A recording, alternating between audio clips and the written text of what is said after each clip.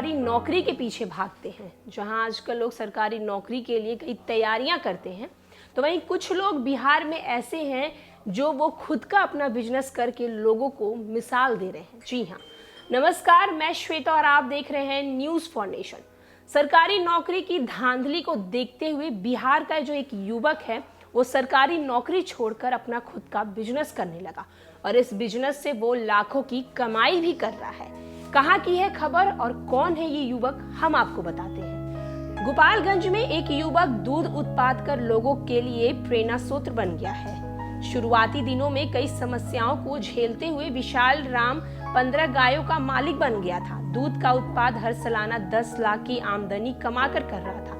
साथ ही आसपास के लोग भी उसके दूध के उत्पाद के तकनीकी सीखते थे। कई लोगों ने 2-4 गाय के साथ दुग्ध उत्पाद का कारोबार से भी जुड़ गए। विशाल राम थावे प्रखंड के रामचंद्रपुर गांव के रहने वाले हैं। 4 भाइयों में सबसे बड़े विशाल के पिता पेशे से किसान हैं। उन्होंने 10 साल पहले 2 गाय रखकर दूध का एक छोटा कारोबार किया था।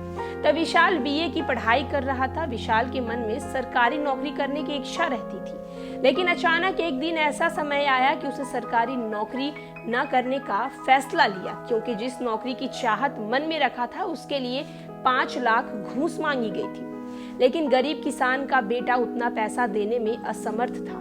उसने घूस देने से इनकार कर दिया। उसके मन में ख्याल आया, क्यों न पिता के हाथ को मजबूत किया जाए, इसी को आगे बढ़ाया जाए। विशाल ने 2 गाय में अपना भविष्य ढूंढ लिया और लग गया एक बेहतर भविष्य बनाने में।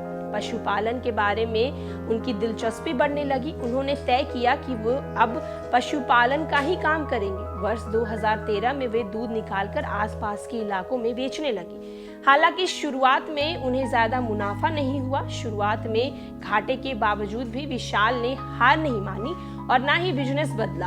उन्होंने तय किया कि इस विषय में पहले जानकारी जुटाई जाए, फिर आगे और बड़े लेवल पर काम किया जाए। इसके बाद उन्होंने दूधारू नस्लों की गाय और भैंसों की जानकारी ली, कुछ एक्सपर्ट से भी मिले और अपने बिजनेस को एक नए सिरे से शुरू किया।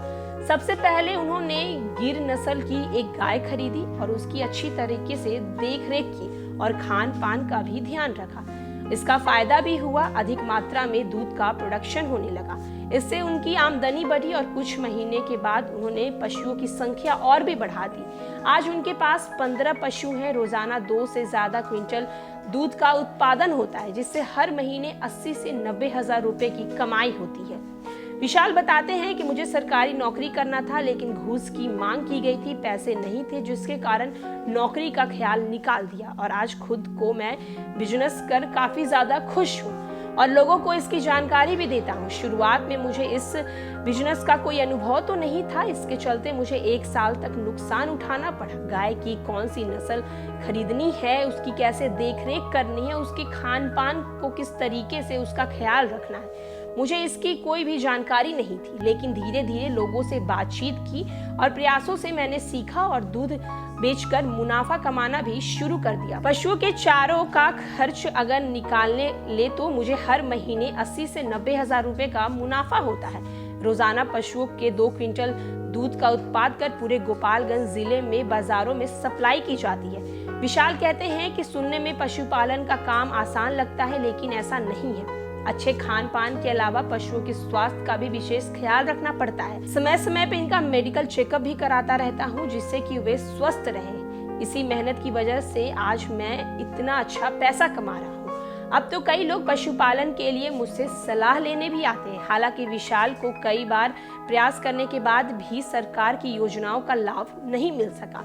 इतना ही नहीं, विशाल दूध उत्पाद के अलावा मछली पालन भी करते हैं। 20 कट्ठा में की गई मछली पालन को वो 2.5 लाख की आमदनी कमाते हैं। हालांकि पिछले वर्ष असामाजिक तत्वों की ओर से उनके तालाब में जहर डाल दिया गया था, जिससे 6 लाख का उन्हें नुकसान हुआ था। इसके बावजूद उन्होंने हार नहीं मानी और पुनः अपना बिजनेस शुरू किया। जहां आज के यूथ जहां आज के यूथ सरकारी नौकरी की तलाश में दर दर भटक रहे हैं, सरकारी नौकरी के पीछे भाग रहे हैं, तो वहीं गोपालगंज के विशाल यूथ के लिए एक प्रेरणा स्रोत बने हैं, जहां उन्होंने अपने पापा की बिजनेस को ही आगे बढ़ाया और पशुपालन का कार्य किया, जिससे अब उन्हें लाखों की कमाई हो रही है। और भी न्यूज़ और अपडेट के लिए देखते रहें न्यूज़ फॉर नेशन। धन्यवाद।